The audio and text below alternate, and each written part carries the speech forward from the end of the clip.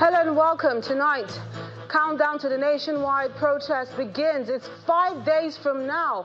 Organizers still adamant on call-off as Inspector General of Police again asks his commanders to take charge. FCT Minister Nyesom Wike holds town hall meeting with residents of the territory, says he has not received any letter requesting for the use of the Eagle Square for protest. People's Democratic Party in Rivers State conducts ward congresses despite conflicting court orders, just as supporters of Governor Fubara prepare for the October 5th local government elections. And 10 teenagers and young adults killed and dozens injured after an attack on a football pitch in the Israeli-occupied Golan Heights. And on business news tonight, Nigeria's crude oil production hit 1.6 million barrels per day in July, according to latest report from the Upstream Petroleum Regulatory Commission. And on sports news tonight, China's Wang Yuting and Sheng Lihao win first gold medal at the 2024 Olympic Games in the 10 meters air rifle mixed team event.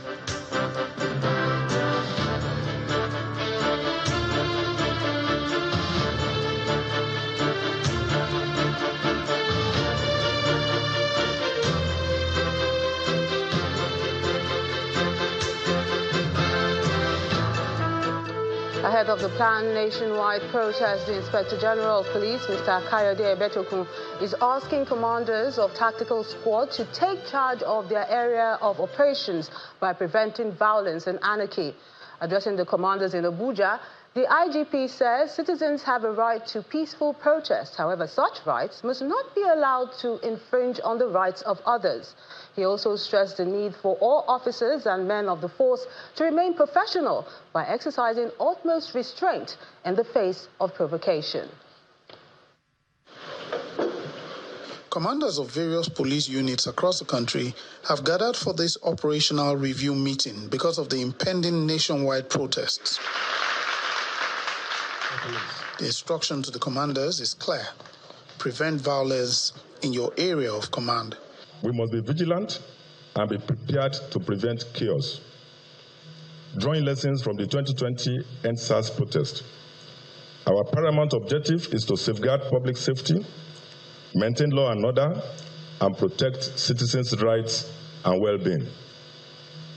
I direct you to take all necessary measures to ensure that there is no breakdown of law and order in your respective jurisdiction.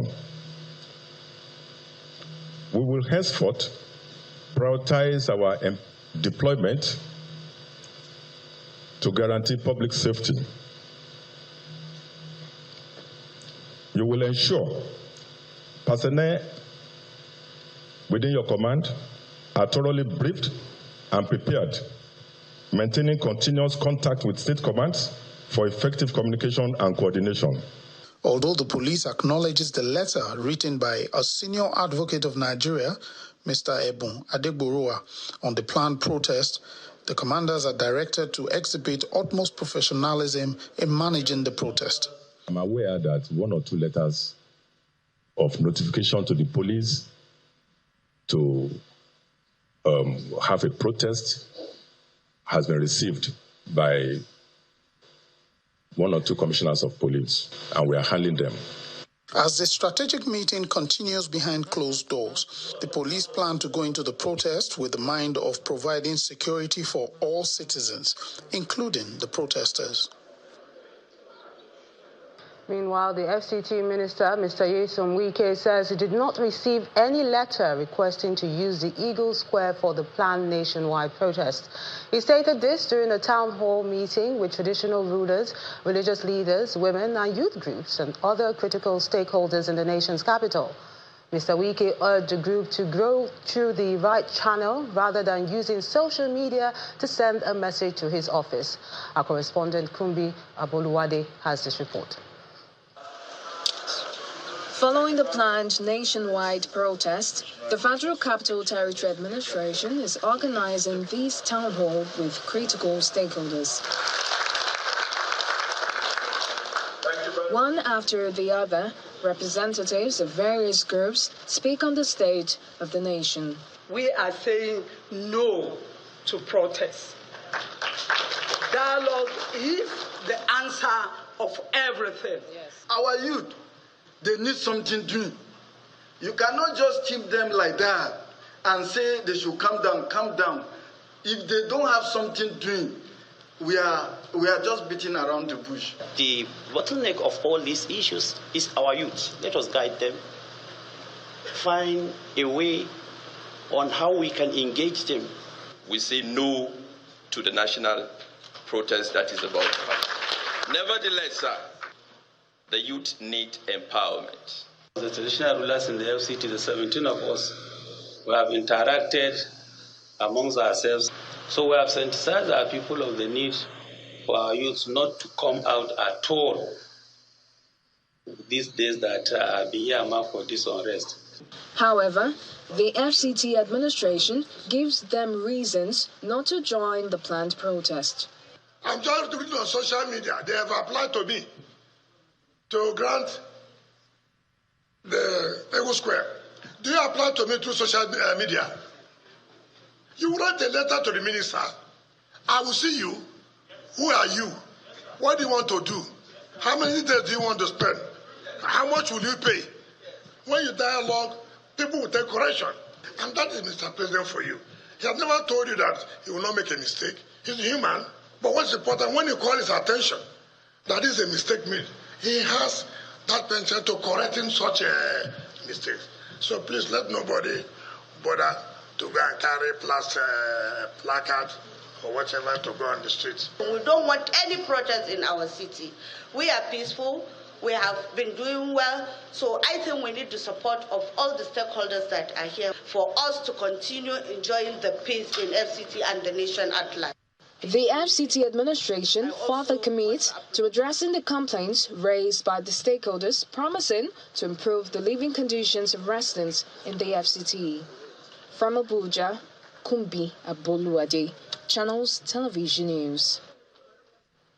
More individuals and groups continue to appeal to citizens to see reason to dialogue with the government and shelve the action. The Kaduna and Kebbi state governments had separate meetings with community leaders, security agencies and youths in their states advising against it. While one of the wives of the late Chief Moshood Abiola enlightened women in the FCT and neighboring states on the need to caution their wards against joining the planned protest. Governor Uba Sani of Kaduna State is hosting this emergency meeting with heads of security agencies and community leaders in the state as part of measures to prevent the breakdown of law and order ahead of the planned nationwide protest. The meeting is organized to sensitize these community leaders on the need to discourage residents in their areas from participating in the planned protest. Have they had any meeting with any ringleader, any leader of this demonstration? I'm not sure they have had a single meeting with anybody. We have to sensitize our people because some of our people are still going. In a related development, the Kebbi State Head of Service also appeals to young people not to join the protest.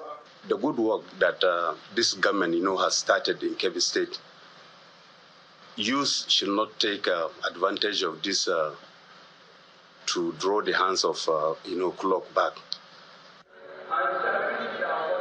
At the Eagle Square in the Federal Capital Territory, one of the wives of the acclaimed winner of the 1993 presidential election, late Chief Moshood Abiola, Mrs. Tinu Alade Abiola, is hosting women from the FCT and neighboring states to sensitize them on the dangers of the protest. I call upon every Nigerian to reflect on the importance of peace, dialogue and national unity. Let us reject violence and embrace constructive engagement as the path towards resolving conflicts and achieving collective aspirations. Other members of the group advocate dialogue instead. There are procedures, so they should just allow and send some delegate some men to dialogue with the presidency. That is all we are after. In another gathering, members of the National Youth Stakeholders Forum explain why they will not join in the protest.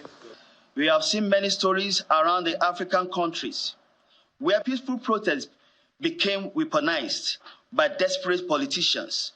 The planned nationwide protest is arguably one matter that has generated several reactions in recent weeks. However, the days ahead will tell how these appeals from the government and groups are received by Nigerians. The governor of Oyo State has also weighed in on the issue, calling for caution and urging the group to conduct themselves in a peaceful manner and not resort to violence or destruction of public facilities. Speaking at the grand finale of the 2024 Ibadan Week at the Obafemi Awolowo Stadium in the Oyo State capital, Governor Seyi Makinde notes that while protests are within the rights of all Nigerians, destruction of public utilities and other properties built by government would mean wasting crucial resources to fix the damage. In his words, yes, protest is everyone's right, but remember that we used your money to build all the structures and facilities we have put in place in this state, not mine.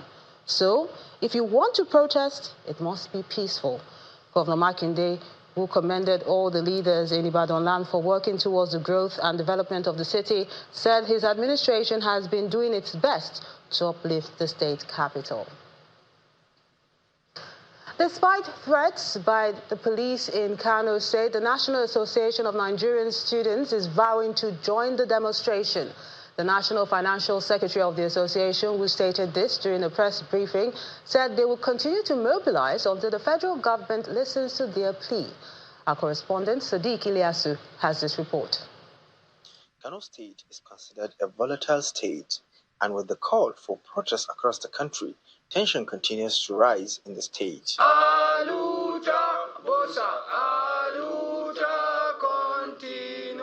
Representatives of the National Association of the Nigerian Students in Kano are going to lead from the front during the protest. Yes, of course, we don't have any alternative rather to join this protest, since it is a peaceful protest, and also we need to this federal government to hear the voice of the Nigerian student. That's the fact. However, other groups like Northern Youth Initiative believe dialogue is the best way to resolve any contending issue.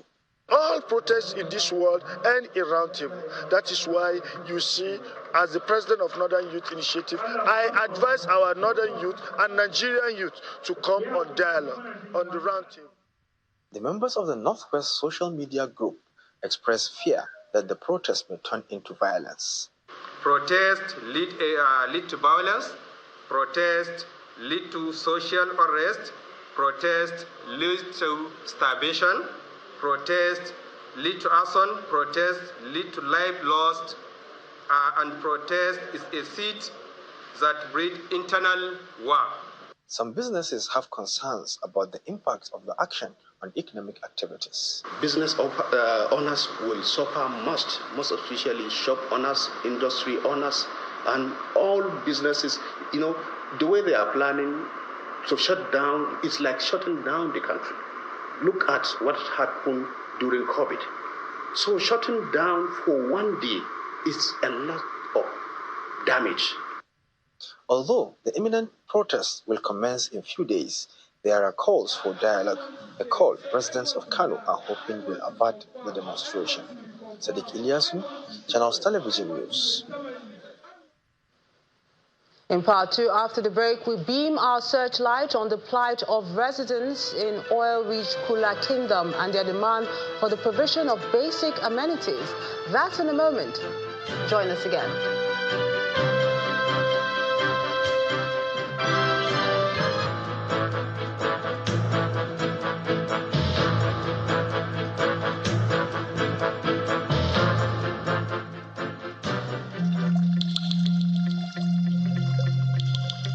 The Duchess International Hospital caters to every aspect of a family's health needs.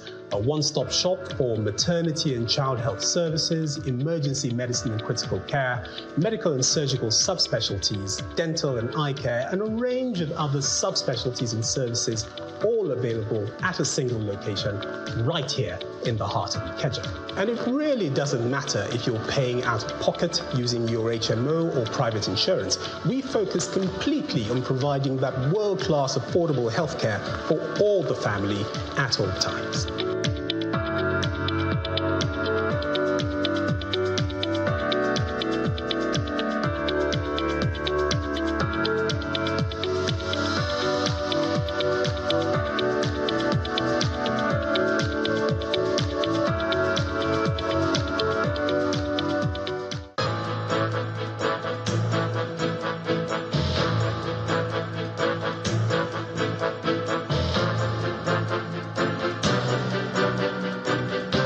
Welcome back. If you just joined us, you're watching the news at 10 live on Channels Television. A reminder of our top stories. Countdown to the nationwide protest begins. It's 5 days from now. Organizers still adamant on call-off as Inspector General of Police Kayode Ebetukwu again warns that violent protests will be vehemently resisted. FCT Minister Nyesom Wike holds town hall meeting with residents of the territory, says he has not received any letter requesting to use the Eagle Square for the planned nationwide protest in the FCT, as he asked those interested in using the Eagle Square to apply through the right channel. People's Democratic Party in Rivers State conducts ward congresses despite court order restraining it as supporters of the state governor prepare for the October 5th local government council election. And 10 teenagers and young adults killed and dozens injured after an attack on a football pitch in Israeli-occupied Golan Heights.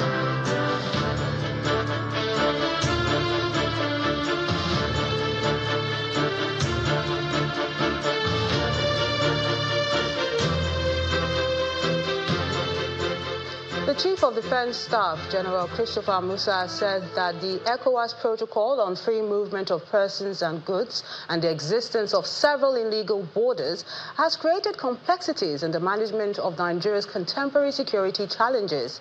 He adds that the rising cases of banditry, kidnapping, terrorism and other related crimes ravaging the northern region are being influenced by both external and internal factors. The CDS spoke during a one-day dialogue organized by the Institute for Development Research and Training of the Ahmadu Bello University, Zaria, in Kaduna State. Praise be to the Almighty. Considering education as one of the potent tools to fight insecurity and poverty, the Institute of Development Research and Training of the Ahmadu Bello University, Zaria, put together this one-day dialogue as a vital platform for exchanging ideas and strategies on how to address the present security challenges in Nigeria's northern region. Together with academics, security experts, policymakers and community leaders, Ahmadu Bello University is at the forefront of helping Nigeria achieving our common goal, to build a safer, more prosperous country. As patriots, we must approach this task with a deep understanding of the socio-economic and political factors at play. The participants at this dialogue include management and staff of the Ahmadu Bello University, as well as students who listen to Nigeria's Chief of Defense Staff, General Christopher Musa, as he brings his perspectives on the security challenges in northern Nigeria. Nigeria has 364 approved international border points and 1,497 other illegal migration points into the country. So I'm sure you can imagine where the challenges are coming from. Further to this, Nigeria is a signatory to the ECOWAS protocol on the free movement of persons, goods and services within West Africa sub-region. The obligation to abide by the ECOWAS protocol on free movement, coupled with the nature of our border management, further instigates the challenges to our nation's security. The region is battling multifaceted security challenges, including the Boko Haram insurgency, banditry, kidnapping, ethno-religious and communal conflicts. The defense chief also outlined some of the efforts of the military to address the security challenge. While several threats to Nigerian security persist, the armed forces and security agencies are not bereft of ideas to confront them. Accordingly, I'm optimistic that present security challenges in the north are surmountable by employing a whole-of-society approach comprising diverse strategies geared towards achieving the same goal. As tension mounts over the planned nationwide protest over the economic hardship, the CDS counsels against demonstrations. We're appealing on behalf of the government, on behalf of the armed forces, on behalf of Nigeria as a nation, that we've gone through so much. We are all victims. That's one thing we should always understand. We are all victims, and that's why it's important not to make it worse, but to make it better. And the only way we can do that is let us hold our government, our leaders accountable by talking to them, ensuring that they do the right thing. But rioting, going on riots is not the best option. To address the security challenge, stakeholders at this dialogue recommend sensitization and reorientation of citizens, investment in human capital development, and good governance. In Delta State, a section of a 9-story building under construction has collapsed, killing one person and injuring several others in the process. According to eyewitness reports, the late victim was working with the cement mixer when the walls on the 9th floor collapsed on him. The Delta State government has sealed the project site, and the Commissioner for Urban Renewal, Mr. Michael Anoka, has ordered an investigation into the cause of the incident. It's not about my physical eye looking at the building. It's about, like what I said before, there will be a further investigation on the building, and the result will be made to the public in a very short while. It's an engineering design. Ordinarily, you don't use a layman's eye to look at engineering design. It's a construction work. So I will not just go and use I will just look at it and condemn what they are doing. Like what I said, there will be an integrity test, and the result will be made to the public. To politics now. The People's Democratic Party PDP have conducted their ward congresses across the 319 wards of River State. This is coming in the wake of conflicting court orders regarding the process. Despite the court orders, which initially fueled suspicion of being aborted, the party's EXCO have gone ahead with the exercise across the state. Our correspondent, Charles Okurum, has this report. On Saturday, members of the PDP, including those of the Martin Amewule-led River State House of Assembly, were observed leaving the party's secretariat along Aba Road with electoral materials.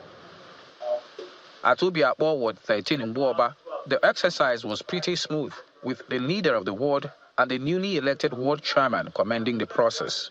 It's obvious that the conduct of this primary is very, very peaceful and highly very successful.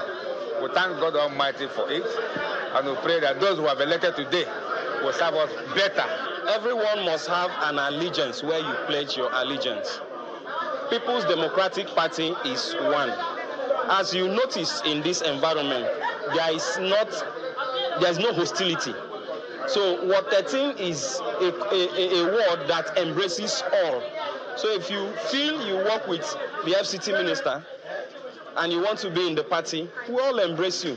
At Ward 7 Gokana local government area, where the PDP Vice Chairman River South East Senatorial District, Baragi Goodluck hails from, the scenario was the same as voting ended way before 2 p.m.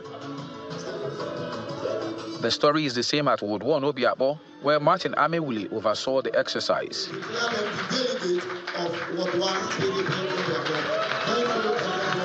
Speaking on the enforcement of the court orders in respect of the congresses, the Commissioner of Police in charge of River State said he is in receipt of an order compelling him to provide security for the exercise. A lot of court orders are coming to our heads, and then you said one came out yesterday. I've not gotten it. I've gotten one that says go ahead, provide security as well. The outcome of these congresses further deepened the political intrigues in River State as the governor's supporters gear up for council elections. Charles Oporum, Channels Television News.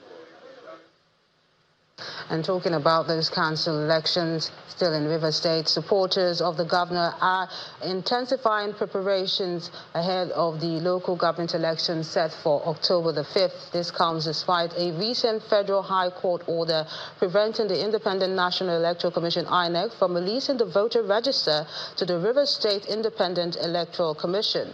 The group expressed confidence that the court issue concerning the local government poll would not affect the process.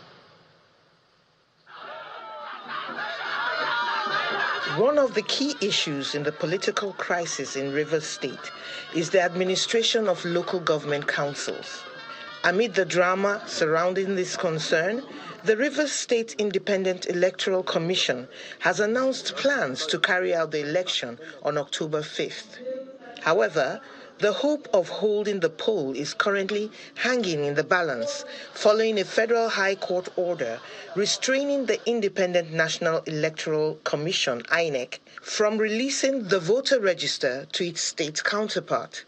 In spite of these uncertainties, political parties and individuals interested in the local government election have continued their preparations. In Ogba Egbema Ndoni local government area, residents gather at Obite to witness the declaration by a 36-year-old agro-businessman and supporter of Governor Fubara to contest for the chairmanship position. I've been to the 93 communities in Onelga. I saw pains. I saw frustration. So painfully, we have not begun developing.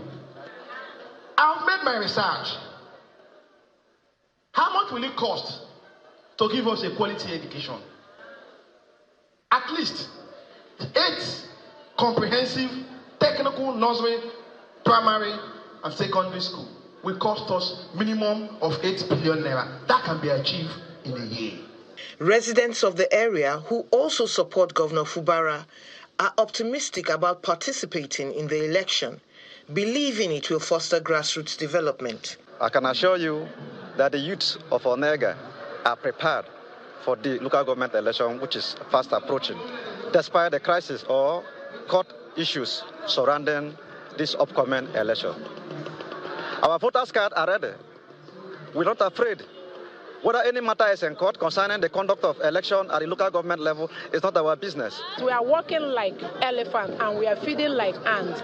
Therefore, I want Kingsley to go to the root and bring all it takes to make us look like what we are, because we cannot be working hard and be feeding like people that are not working. Amid the uncertainties surrounding the local government polls, an octogenarian is urging politicians inciting crisis in Rivers State to engage in sober reflection. Let them do what people will use in praising them tomorrow, not today. Because whatever they prepare now is how they are going to pay their children. So let them unite, think together, see that Nigeria or Rivers State is one. In addition to the need for grassroots development, the people of Ogba Egbema Ndoni are also hoping that the planned local government election will not disrupt the peace in the area. To other stories now, communities in the Niger Delta region responsible for a significant portion of Nigeria's natural resources continue to cry out due to underdevelopment. Communities in Kula Kingdom are among those experiencing lack of basic amenities despite producing sweet crude for over 50 years now. In this report, our correspondent Deborah Agbalama explores how these communities are impoverished and other issues surrounding the resumption of oil exploration on OML 25.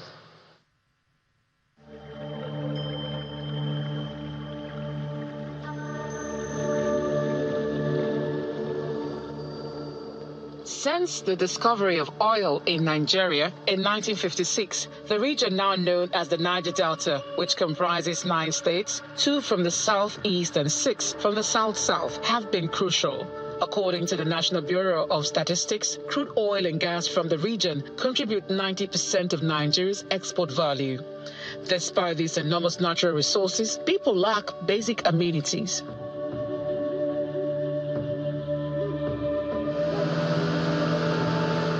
We journey across the sea, the only means of transportation to most Niger Delta communities, to see the situation for ourselves. This is the ancient Kola Kingdom, made up of communities like Belema, Ngeje, Ofoyama, Kola, and others. For over 50 years since the discovery of crude oil here, international oil companies have operated. This is a wooden structure. The clips on the screen are a primary school building in Ifeanyi. This is where pupils are meant to study, a condition best described as horrible.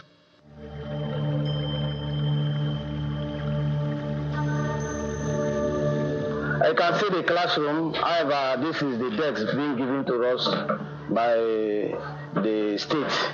But if you look properly, it is not good and conducive for children to stay in this kind of area, well open. You can see when breeze blow, they will feel cold. They cannot even learn well.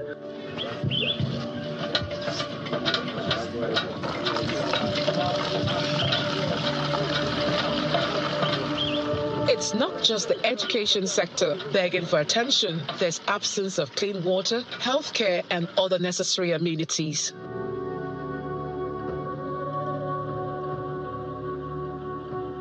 The situation is no different in Belema, Ofoyama, Ngeje, and Kola as we journey across these communities. This water have killed more than 20-something people in this community, old and young.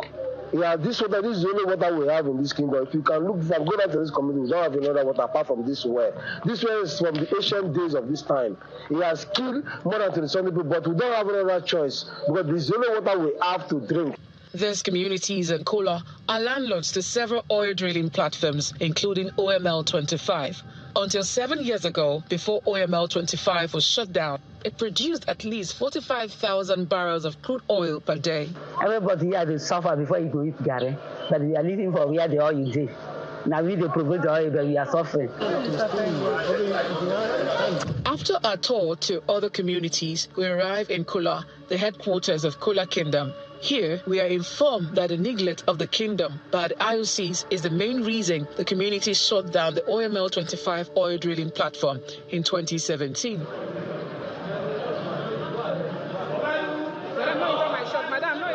They accuse an oil exploration company of not carrying out agreed 8-point agenda. The 8-point agenda reached for reopening, including that an indigene should represent a community with a 7% share of the OML 25 platform handed to Belema Oil. There is no security threat in Kola. They have been here for over 60 years. We've never attacked them. Kola will not attack anybody. We'll fight for our right.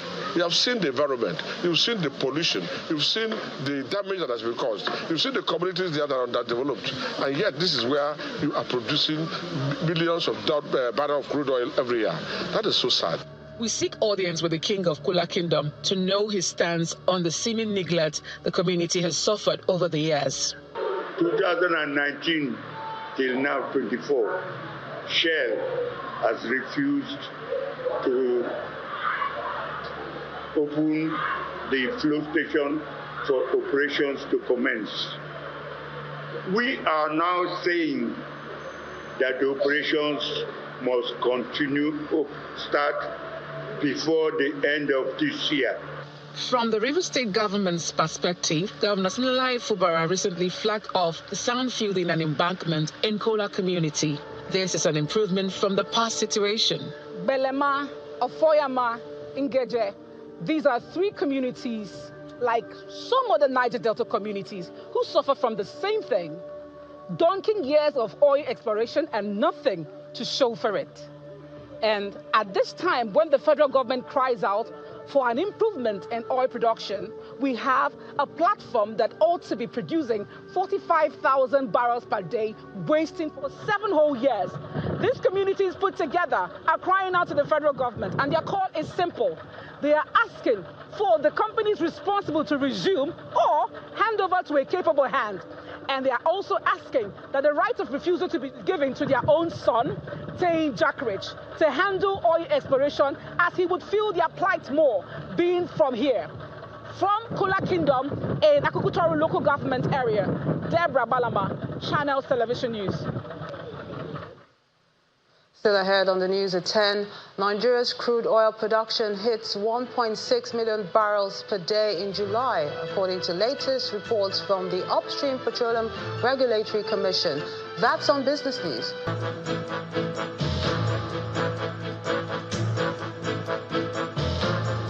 Welcome back. Some residents of Aja community in Lagos State say it will be unfair if their properties are destroyed by the federal government in order to build the Lagos-Calabar Coastal Road. The residents who staged a protest at the Lagos State House of Assembly complex say the plan to deviate from the coastal road alignment will result in punishing those with genuine documentation. Our correspondent Chris Elems has this report. It's another placard-carrying day as Lagos residents in the Okwaja area besiege the complex of the Lagos State House of Assembly.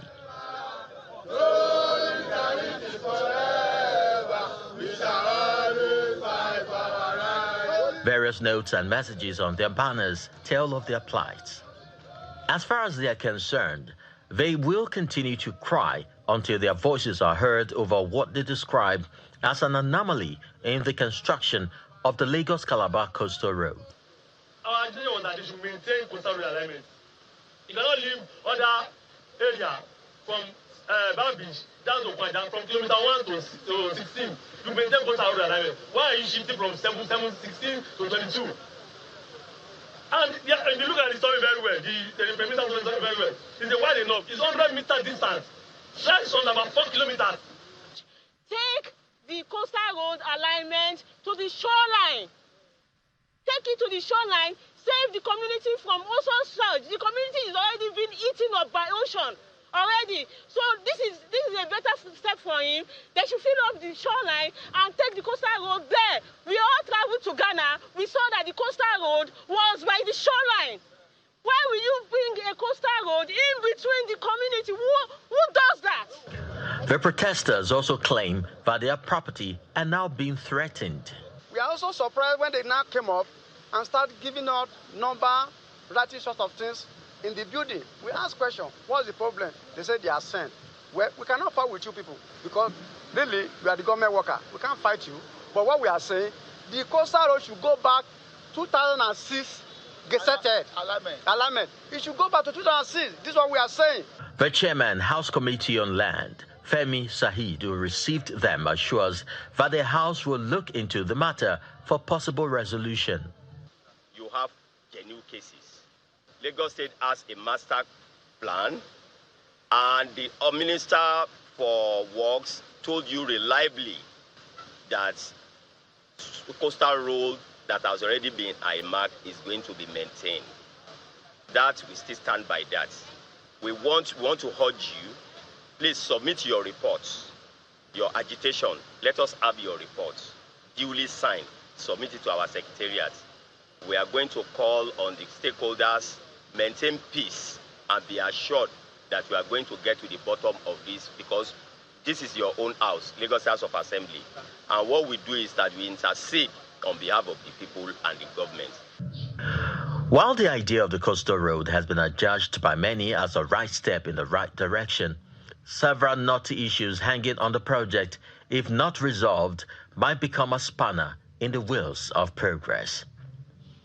Chris Elems, Channels Television News. On a rather sad note, the senator representing Anambra South Senatorial District in the National Assembly, Ifeanyi Uba, is dead. Sources close to the family confirmed this to Channels Television, saying the senator had died in London.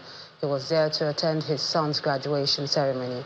His death is coming just a few days after the President General of Ohaneze Ndigbo, Chief Emmanuel Nwanyanwu, passed on. The senator, who would have been 53 years on September the 3rd, was the first elected into the Senate under the platform of the Young People's Party, YPP, in 2019, and re-elected into the 10th Senate under the same platform, but defected to the All Progressives Congress, APC, last year. The deceased was a renowned businessman and politician. Reacting to the senator's death, President Bola Tinubu has sent his condolences to the Uba family in Anambra State. He also commiserated with friends and colleagues of the late senator, the National Assembly, government, and people of Anambra State. He prayed for the repose of the soul of the departed lawmaker, as well as strength and comfort for his loved ones. Meanwhile, the Senate says it's deeply saddened by the death of their colleague. The president of the Senate, Godswill Akpabio, describes him as a dedicated and passionate legislator whose contributions have left an indelible mark on the nation. Prior to his career in public service, Senator Ifeanyi Uba distinguished himself as a businessman and philanthropist. As the founder and CEO of Capital Oil and Gas Industries Limited, he made substantial contributions to the energy sector and through the Ifeanyi Uba Foundation provided support to the less privileged. For the Anambra State government, this loss is shocking, sudden and painful. The governor, Professor Chukwuma Soludo, made this clear in a statement signed by his press secretary. In his condolence remark, Governor Soludo lamented that the untimely death of Senator Uba came as a sorely regrettable loss to Anambra South and Anambra State as a whole, especially at this difficult time when Ndigbo and Nigeria had just lost another patriot in Chief Emmanuel Iwanyanwu. The governor described Senator Uba as a prominent son of Anambra State and an outstanding Nigerian whose impact on the polity and business sphere was really significant. Meanwhile, the 2023 presidential candidate of the Labour Party, Mr. Peter Obi, is also in shock and has described the late lawmaker as an illustrious son of Anambra State.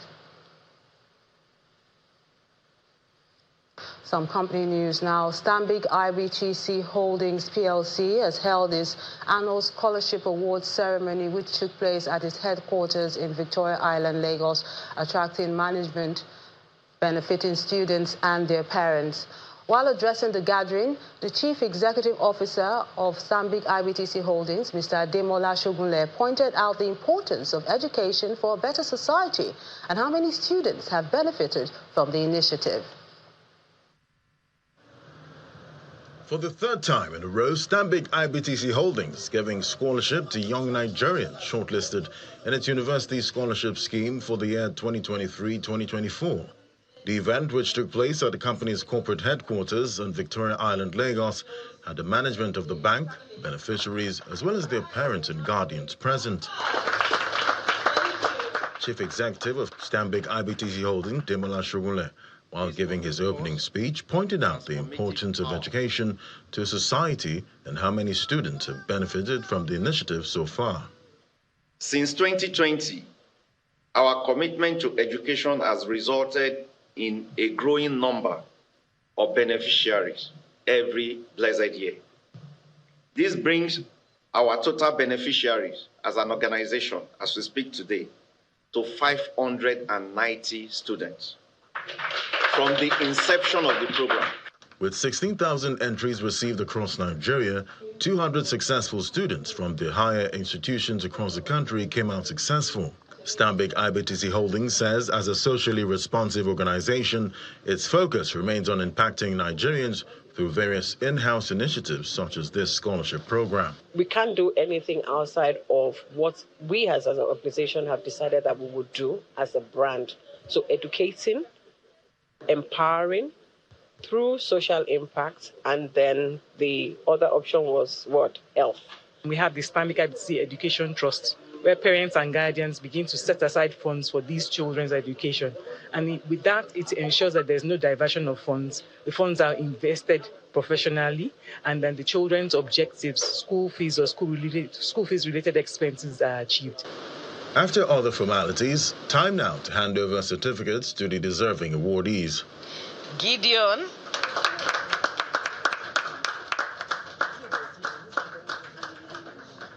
Some of the students who benefited gave their impression about the scholarship award.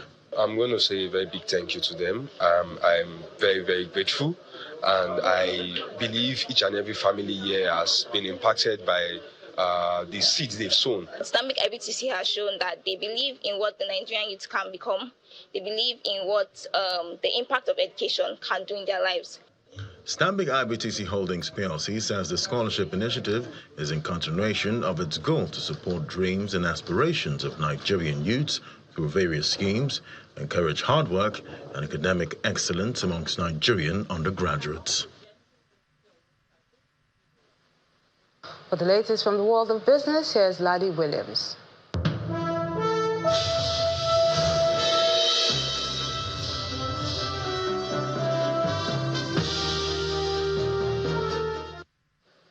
Thanks, Melinda. Well, begin with the oil and gas industry, where Nigeria's average daily crude oil production rebounded. It hit 1.6 million barrels per day as of July the 23rd. And that's according to the country's Nigerian Upstream Petroleum Regulatory Commission, NUPRC.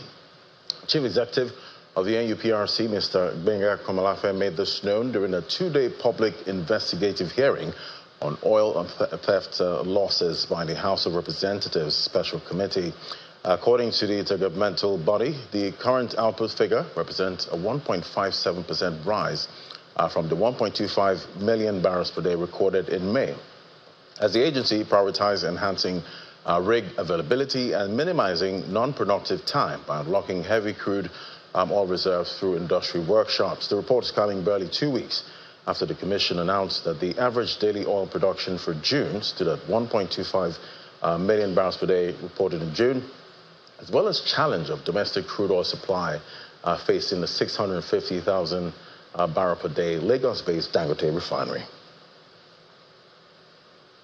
And the proposed nationwide protest over current hardship in the country portends grave dangers for an economy which is already in a very fragile state. There's a concern raised by economic think tank, the Center for the Promotion of Private Enterprises, CPPE.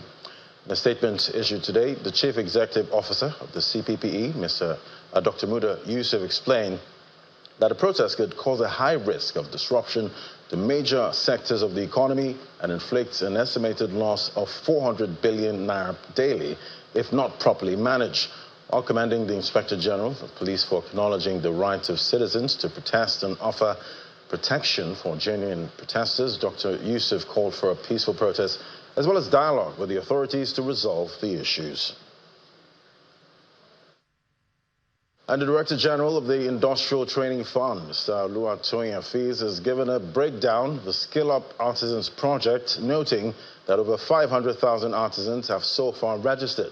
Speaking during a joint briefing organized by the fund and Chartered Institute of Project Managers, Mr. Afeez explains that the ITF is collaborating with the body in terms of development of curriculum, which is expected to help improve the knowledge and skills of artisans across the country. Take a listen. A well-rounded artisan will emerge from super, and the ultimate beneficiary is the Nigerian who seeks the services of these competent artisans. They will also be fit and ready for job opportunities both locally and internationally. The curriculum development, as in the case with all serious skill-up programs, the success of training and impact of knowledge passed on is determined by the curriculum utilized for the training. So far, we have developed specialized curriculum for the foundation program, covering the 20 listed trade areas. For Super 1, the Chartered Institute of Project Managers of Nigeria have worked with us and have developed the curriculum, a special curriculum for project management certification. While we internally in ITF work with artisan organizations, we have developed the curriculum for professional ethics and patriotism. And straight to the markets now. Foreign exchange trading at the FMDQ exchange closed positive this week as the total turnover of forex transactions carried out rose to $1.3 billion as of July the 26th. This amount represents a 19.43% week-on-week increase against the $1 billion recorded last week. According to the FMDQ, the week-on-week increase in total turnover was largely driven by the 19.53% increase in FX spot turnover. At the same time, the FX derivatives segment of the market recorded 100%, or $89 million decrease, which was solely driven by the drop in the FX forward segment. Meanwhile, the naira depreciated by nearly 1% to 1,584 naira 40 kobo against the dollar at the Nigerian Autonomous Foreign Exchange fixing window, in contrast to 1,568 naira 76 kobo recorded in the previous week. And at the equities market, despite starting the week on a slightly positive note, negative sentiment resurfaced during the week as investors reacted negatively to the recent hike in the benchmark interest rate from 26.25% to 26.75%. At the same time, increased sell pressure was recorded across the 5 key counters of the NGX as intense profit-taking activities triggered a 2.33% week-on-week decline in the all-share index and 1.32 trillion naira loss in overall market value. However, the activity chart recorded some positive performance as the total volume and value rose by 25.4% and 10.9% week-on-week. Sovereign Trust Insurance tops a list of 20 gainers, up by 14.29%, while Secure Electronic Technology led 46 other losers, down by more than 26%, while the trio of Tourist Company, FCMB, and Abe Mortgage Bank were the top 3 most actively traded stocks this week. And for the NESD OTC securities market, it ended the week with a negative performance as the index fell by 3.15% week to date, while the market's overall value dropped to 1.97 trillion naira. At the same time, the volume of securities traded this week dipped by more than 54%. Value traded fell by over 58.29%, while the number of deals carried out and stocks traded ended negative. Pricelink Campina, WAMCO, and Central Securities Clearing System were the only 2 advances. Aradel Holdings and UBN Properties emerged as the top 2 decliners, while Afriland Properties was the most traded security on the NESD exchange for the week. And that's it for me on business. Terry has sports.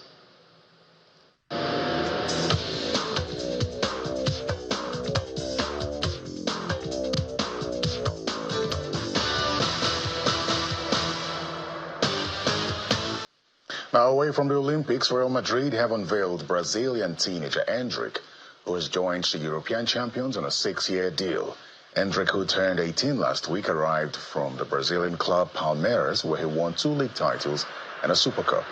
He made his international debut aged 17 against Colombia last November, going on to score his first goal against England in a 1-0 win in March.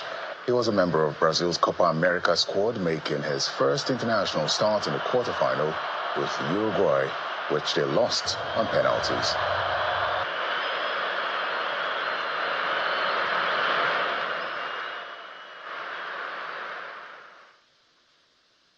Well, that's it on Sports News tonight. Back to Melinda for the rest of the news.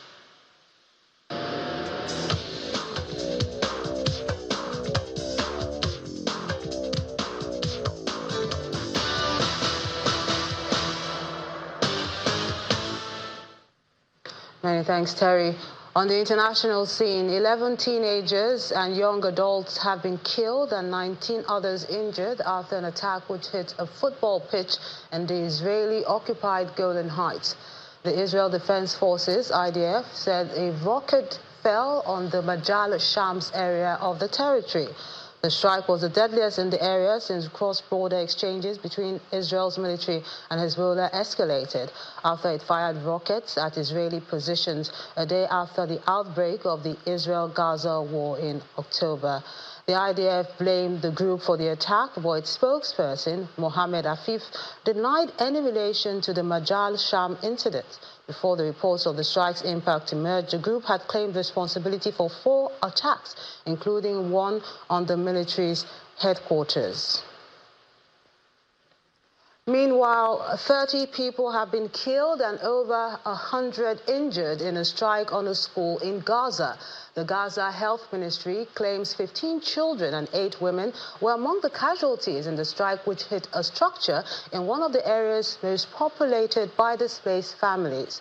In a statement, the Israeli military said it targeted and struck a Hamas command center inside the Khadija school compound.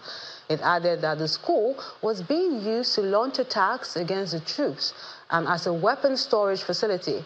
The Israeli army also claimed that it had warned civilians before taking the action. And the main news again. The Inspector General of Police, Kayode Ebetokun, today asked commanders of the tactical sports to take charge of their areas of operations as he reiterated that violent protests will be resisted. We also told you that the FCT Minister, Nyesom Wike, has held a town hall meeting with residents of the territory, just as he asked those applying for the use of the Eagle Square to do so through the right channel. People's Democratic Party in Rivers State has conducted its ward congresses despite conflicting court orders restraining it, as supporters of Governor Fubara are preparing for the October 5th local government election. And that's the news at 10 tonight. I'm Melinda Akinlami on behalf of the team. Good night.